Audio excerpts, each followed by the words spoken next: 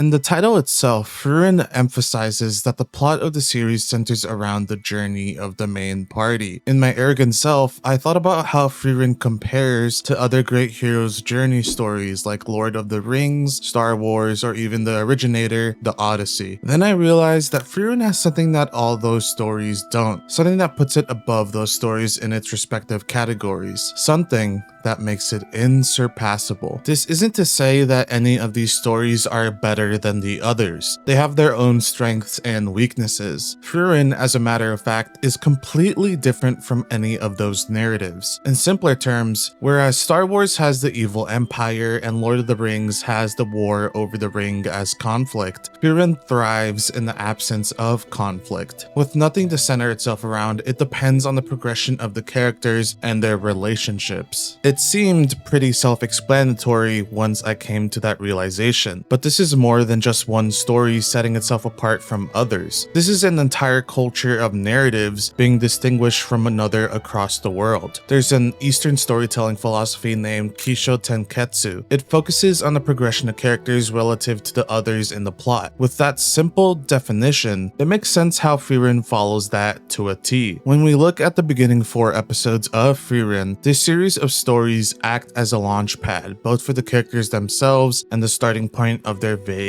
journey. In terms of characterization, we learn how much Frieren loves magic. This is where we get introduced to her favorite spell, that being one that summons a field of flowers. Contrary to powerful mages in other franchises, Frieren enjoys the mundane rather than focusing on the extremes. We get to learn about Fern. She's still learning a lot about magic and adventuring. Still, she wants to set a standard for herself, something more important than scavenging for a flower. Interpersonally, she is still trying to meet eye to eye with Frieren as she fills the shoes of an apprentice. These few episodes give Fern a chance to fit into a voice that suits her, and we are given the chance to see it develop in action. As the audience, we learn about the world and its history, the marks that the Demon King left behind in its wake, the effects of the hero's party, and the impact they had on the average person in these villages. The lack of a major conflict within these episodes gives space for characterization and world building to happen. It's not to say that those can't happen with a conflict present, but it occurs for the sake of itself rather than in relation to a conflict. The focal point deviates across these narrative structures. While we do end off this prologue with a goal set in mind, it isn't really brought up at all through the rest of the story, at least not in a significant manner. Rather, this focal point is whatever character is experiencing the most growth at the time. It could be someone in our main adventuring party. It could also be a supporting character who is getting their own moment. Frieren gives equal treatment to any of its world's inhabitants, no matter how small. One thing that needs to be emphasized though is that these types of stories don't exclusively need to avoid conflict. In the case that the plot calls for it, Frieren can introduce a conflict, say the disgust for demons, and turn it into a major plot point, an obstacle that the heroes need to overcome. There's a good arc surrounding the background of demons, their impact on the world, and how our party responds with their knowledge. In this itself, we can see that the conflict isn't here to merely ignite some sparks. The overarching objective isn't the eradication of these demons. Again, the conflict is here, but it's not the center of attention. Instead, we're shown flashbacks into Frieren's past. It gives us background into her character, her upbringing in becoming a powerful mage, and foreshadowing for some future people we may meet. Looking at Stark, he is given his own journey of character and confidence in this fantasy world. Much how Fern was given a chance to find her own voice and stature, Stark is able to grow into his shoes of being an adventurer, a hero, but more importantly, someone he can be proud of. Given the flashbacks that we're given viewing of, this is a pivotal point for Stark,